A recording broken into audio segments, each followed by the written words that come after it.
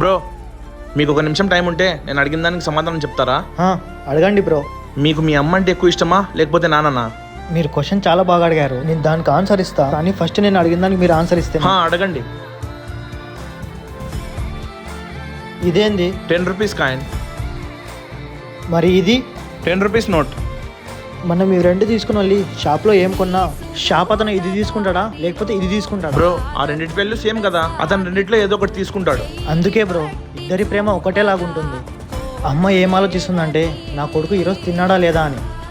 ఇంకా నాన్న ఏం ఆలోచిస్తాడంటే నా కొడుకు రేపు ఏం తింటాడో అని. వా బ్రో ఏం ఆన్సర్ చెప్పావు. మీరేం అనుకోకపోతే ఇంకో క్వశ్చన్ అడగచ్చా? అడుగు బ్రో. మరి గర్ల్ ఫ్రెండ్ గురించి ఏం చెప్తావు?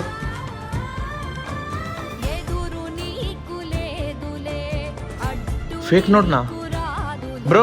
అమ్మాయి మనకు ఎప్పుడైనా మోసం చేసి పోవచ్చు, కానీ మన తల్లిదండ్రులు మనకు జీవితాంతం ఒక నీడలాగా ఉంటారు.